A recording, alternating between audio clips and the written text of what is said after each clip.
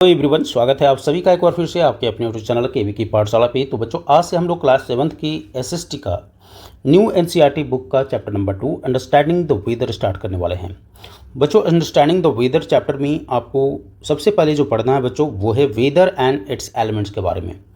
Weather and it's element की अगर हम बात करें बच्चों, तो ये तो आपको भली भांति मालूम होगा कि डिफरेंट वेदर में हमारा बॉडी अलग अलग सिग्नल देता है, अलग अलग वेदर को सेंस करता है। अगर हम बात करें गर्मियों की, तो गर्मी में क्या होता है बच्चों, गर्मी में हमें वैसे क्लोथ्स की आवश्यकता पड़ती है जो हमें कूल और कंफर्टेबल रख सके। लेकिन अगर हम बात करें विंटर की, तो विंटर में जैसे ही आप सवेरे सवेरे जागेंगे और बाहर निकलते हैं अपने रूम से, तो आपको कैसा महसूस होता है? सर, हमें शिवरिंग महसूस होता है, ठंडापन महसूस होता है। और जब ठंडापन महसूस होता है तो आपको वैसे कपड़ों की आवश्यकता पड़ती है जो आपको गर्म रख सके। तो आपने देखा कि समर की रिक्वायरमेंट कुछ और है, विंटर की कोई रिक्वायरमेंट कुछ और है। समर की रिक्वायरमेंट है फैन, कूलर, एसी और फ्रिज। लेकिन विंटर की क्या रिक्वायरमेंट है? विंटर में हमें हमारा रूम टेम्परेचर गर्म होना चाहिए।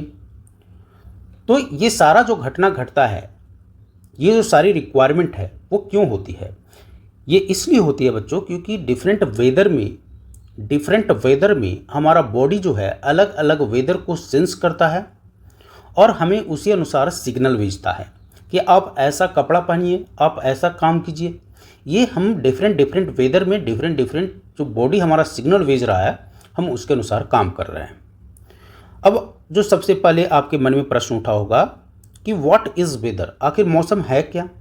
सो weather is a state of the earth atmosphere at a particular time and place. Weather क्या है बच्चों? वेदर एक स्टेट है अर्थ के एटमॉस्फेयर का, एट अ पर्टिकुलर टाइम, किसी भी खास समय और स्थान का। नेक्स्ट है व्हाट इज एन एटमॉस्फेयर। जब आपने वेदर समझा कि weather is a state of the earth atmosphere at a particular time and place, then अब आपके मन में एक अगला प्रश्न उठा होगा कि आखिर ये एटमॉस्फेयर क्या है। तो बच्चों, अगर हम सिंपल टर्म में एटमॉस्फेयर को डिफाइन करें, तो एटमॉस्फेयर क्या है कि किसी भी प्लेनेट को एक गैस का लेयर सराउंड किए हुए रहता है। अगर हम अर्थ की बात करें तो अर्थ के केस में भी एक गैस का लेयर जो है अर्थ को सराउंड किए हुए है। और इसी लेयर को जो गैस का जो लेयर है जो अर्थ के चारों ओर है, उसको हम बोलते हैं एटमॉस्फेयर। अब ये जो लेयर है, एटमॉस्फेयर का जो लेयर है, वो ठीक उसी प्रकार है जिस तरीके से आपने बर्थडे केक मंगवाया होगा। तो बर्थडे केक में भी बहुत सारे लेयर मिलके केक बनता है, और अर्थ का एटमॉस्फेयर भी ठीक इसी तरह से लेयर से मिलके बना हुआ है, गैसेस का लेयर मिलके। और ये जो गैस है, इसको हम अर्थ के टर्म में क्या बोलते हैं? सर, इसको एयर बोला जाता है। तो एयर का लेयर जो है हमारे अर्थ के चारों ओर अर्थ को सराउंड किए हुए है, जिसे हम एटमॉस्फेयर बोलते हैं। तो अब हम इसके डिफरेंट एटमॉस्फेयर के बारे में थोड़ी बहुत आपको इस चैप्टर में पढ़ना है। सबसे पहला जो लेयर है बच्चों, अर्थ के जो चारों ओर जो एटमॉस्फेयर है, और जो पहला लेयर है वो है ट्रोपोस्फेयर। तो ट्रोपोस्फेयर की बात करें तो ट्रोपोस्फेयर में क्या होता है बच्चों? ये closest to the surface of the earth होता है। Closest to the surface of the earth के जो लेयर है उसको हम बोलते हैं ट्रोपोस्फेयर। ओके। जितनी भी आपको plants, land based plants and animal आपको देखने को मिल रहा है, वो सारे के सारे कहाँ पर हैं? ट्रोपोस्फेयर पर हैं। इसकी अगर हम बात करें तो इसकी हाइट जो है 6 से 18 किलोमीटर तक होती है। ग्राउंड से 6 से 18 किलोमीटर तक किसकी हाइट होती है? ट्रोपोस्फेयर की हाइट होती है। यहाँ पर देखिए, the troposphere extends to a height of 6 to 18 kilometre from the ground. It is less thick at the pole and thicker in tropical zone. तो ये पॉइंट आपको याद रखना है कि troposphere is less thick at the pole and thicker at the tropical zone. और ऐसा क्यों होता है? ऐसा इसलिए होता है क्योंकि पोल पर हवाएं ठंडी होती है, जिसके कारण ये क्या होता है? कॉन्ट्रैक्ट होता है, और वहाँ पर इसकी ट्रोपोस्फेयर की जो मोटाई है वो कम होती है। लेकिन ट्रॉपिकल जोन में क्या होता है? हवाएं गर्म होती हैं और वहाँ एक्सपैंड करती है ये, जिसके कारण यहाँ पर इसका लेयर जो है वो क्या है? थिकर होती है। आई होप यहाँ तक क्लियर होगा। तो अब लेयर के बारे में आपने क्लास साइंस की कक्षा में पढ़ा होगा। पहला लेयर आपको क्या होता है सर, ट्रोपोस्फेयर होता है, और यहीं पर जितने भी वेदर फेनोमेना है, almost all weather phenomena happens in the troposphere. Okay, यहाँ पर देख रहे हैं प्लेन का उड़ना, ठीक है, बारिश का होना, ये सारे के सारे जो घटनाएं हैं वो कहाँ पर घटती है बच्चों, सर ट्रोपोस्फेयर में। And troposphere is the first layer of the earth atmosphere. इसके बाद जहाँ ट्रोपोस्फेयर एंड होती है और अगला लेयर जब स्टार्ट होती है तो अगला लेयर को हम बोलते हैं स्ट्रेटोस्फेयर। ट्रोपोस्फेयर के बाद का जो लेयर है उसको बोला जाता है स्ट्रेटोस्फेयर। तो ट्रोपोस्फेयर जहाँ एंड होती है और स्ट्रेटोस्फेयर जहाँ शुरू होती है उसको बोला जाता है ट्रोपोपॉज। उसको क्या बोला जाता है, ट्रोपोपॉज। तो ये वाला जो डॉटेड लाइन से दिखाया गया है वो क्या है हमारा दिखा रहा है बच्चों, सर ये ट्रोपोपॉज दिखा रहा है। और ट्रोपोपॉज क्या होता है, पॉज का मतलब ही होता है किसी भी चीज़ों का रुक जाना। तो जहाँ पर ट्रोपोस्फेयर रुक जाएगा उसको हम बोलेंगे ट्रोपोपॉज, और उसके बाद शुरू होगा हमारा स्ट्रेटोस्फेयर।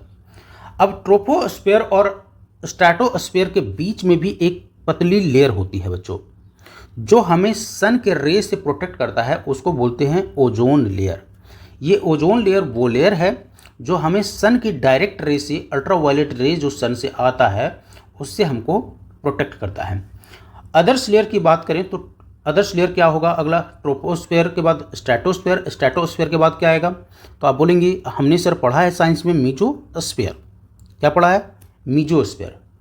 तो ट्रोपोस्फेयर, स्ट्रेटोस्फेयर, मीजोस्फेयर, ये सारे के सारे लेयर आपने साइंस में पढ़ा होगा। और जब सबसे लास्ट वाला जो स्फेयर है उसको बोला जाता है एक्सोस्फेयर। ठीक है, तो troposphere, stratosphere, mesosphere, thermosphere and exosphere, इन सारे के सारे लेयर को आपने पढ़ा होगा। We use many words to describe the weather. अब आगे कह रहा है कि हम जो वेदर को डिस्क्राइब करने के लिए अलग अलग वर्ड्स का इस्तेमाल करते हैं, like hot, cold, rainy, cloudy, humid, snowy, windy and so on.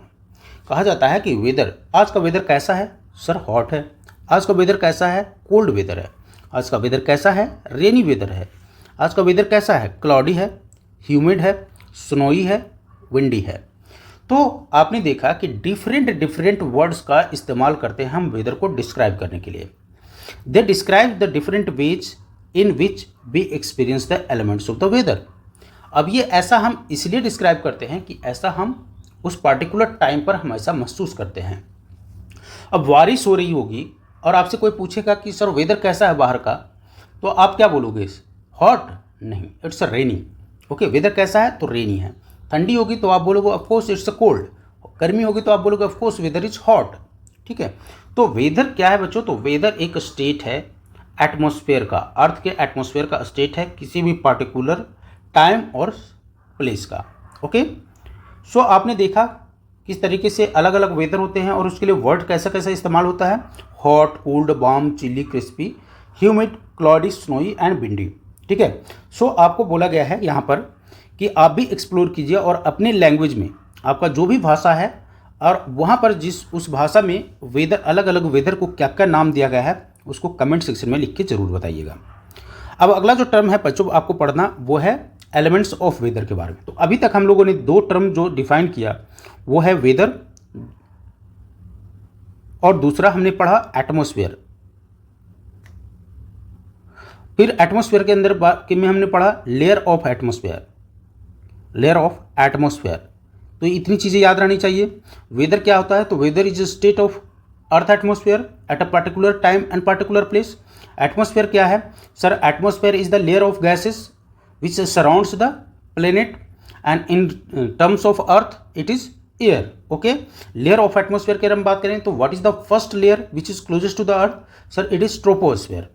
अगला लेयर कौन होता है सर, स्ट्रेटोस्फेयर। और ट्रोपोस्फेयर जहाँ एंड होता है उसको हम क्या बोलते हैं सर, उसको ट्रोपोपॉज बोलते हैं।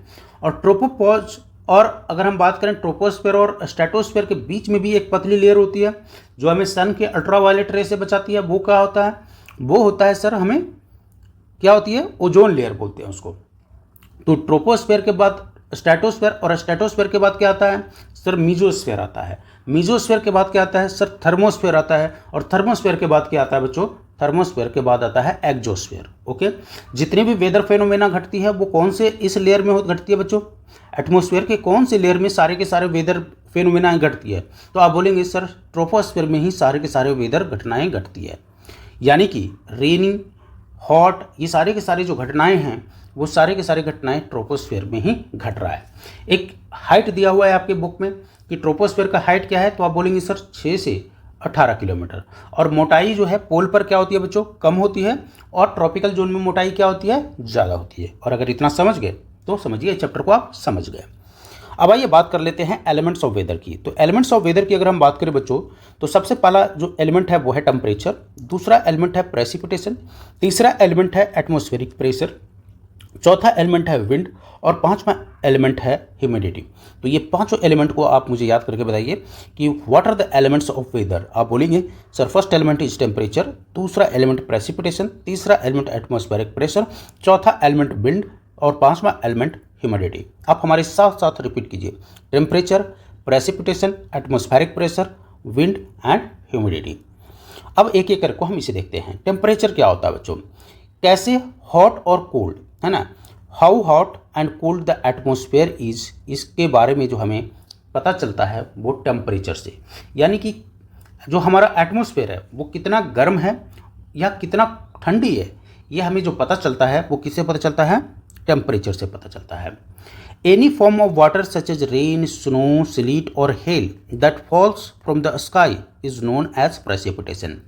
एक बार फिर से मैं बता देता हूँ, any form of water, water जो है किसी भी रूप में, चाहे वो रेन हो, स्नो हो, स्लीट हो या हेल हो, किसी भी रूप में आसमान से गिरे उसको हम बोलते हैं प्रेसिपिटेशन। आई होप यहाँ क्लियर होगा। अब दो टर्म आपने सुना, रेन तो आप जानते थे, स्नो भी जानते हैं, ठीक है, लेकिन आपने नया टर्म सुना स्लीट और हेल। तो स्लीट क्या होता है और हेल क्या होता है? Sir slit is a frozen और पार्शली फ्रोजन रेन। फ्रोजन और पार्शली फ्रोजन रेन को हम बोलते हैं स्लीट। अगर हम हेल की बात करें तो हेल तो आपने देखा होगा, small hard balls of ice that falls from the sky like rain. आपने देखा होगा ओलावृष्टि, ठीक है। तो छोटे छोटे पत्थर की तरह आसमान से जब बारिश होती है तो आसमान से गिरती है, उसको हम बोलते हैं हेल। सो प्रेसिपिटेशन क्या होता है? स्काई से वाटर का गिरना, चाहे वो रेन के रूप में हो, स्नो के रूप में हो, स्लीट के रूप में हो या हेल के रूप में हो। और ये दोनों डिफिनीशन आप याद करके रखेंगे, स्लीट और हेल का। स्लीट को हमने क्या डिफाइन किया? स्लीट इज अ फ्रोजन और partially frozen rain. What is hello? Sir hell is a small hard ball of ice that falls from the sky like a rain. Okay, अगला जो आपको पढ़ना है बच्चों वो है एटमॉस्फेरिक प्रेशर के बारे में। तो एटमॉस्फेरिक प्रेशर क्या होता है?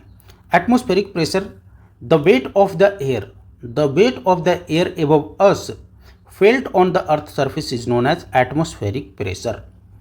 जो हवा का वेट हम महसूस करते हैं अर्थ के सरफेस पर, उसी को बोला जाता है atmospheric pressure. The weight of the air above us felt on the earth surface is known as atmospheric pressure. अगला है wind. The movement of air, wind को कैसे डिफाइन किया जाता है? The movement of air including its speed and direction is known as wind. याद रखिएगा, what is wind? Wind is a movement of air including its speed and direction is known as wind. Humidity क्या है? Humidity is the amount of water vapour in the air is known as humidity. So हम लोगों ने अलग अलग define किया है। What is temperature, precipitation क्या होता है, एटमॉस्फेरिक प्रेशर क्या होता है, विंड क्या होता है, ह्यूमिडिटी क्या होता है। और ये सारे के सारे जो पांचों एलिमेंट्स हैं वो क्या हैं? वेदर के एलिमेंट्स हैं। अब एक जो आपने लास्ट टर्म पढ़ा वाटर वेपर के बारे में। What is water vapour? Water vapour is nothing but water in the gaseous form instead of liquid form. आपने वाटर क्या होता है, हमारे पास जो वाटर होता है वो लिक्विड फॉर्म में होता है, लेकिन एटमॉस्फेयर में जो वाटर प्रेजेंट होता है गैसियस फॉर्म में, उसी को हम बोलते हैं वाटर वेपर। आई होप यहाँ तक क्लियर होगा। सो इन दिस चैप्टर हमने क्या क्या पढ़ा? वेदर पढ़ा, वेदर का डिफिनेशन जाना, एटमॉस्फेयर पढ़ा, एटमॉस्फेयर क्या होता है उसके बारे में पढ़ा, लेयर ऑफ एटमॉस्फेयर के बारे में जाना, एलिमेंट्स ऑफ वेदर के बारे में पढ़ा। उसके अलावा स्लीट क्या होता है, हेल क्या होता है, वाटर वेपर क्या होता है। फिर हमने temperature, precipitation, atmospheric pressure, wind और ह्यूमिडिटी को अलग अलग डिफाइन किया। सो बच्चों, आज का सेशन हम यहीं पर रोकते हैं। आगे के लिए अगर आप हमारे चैनल से नहीं जुड़े हैं तो चैनल से जुड़ जाइए, ताकि आपको जैसे ही वीडियो अपलोड हो आपको मिल जाए।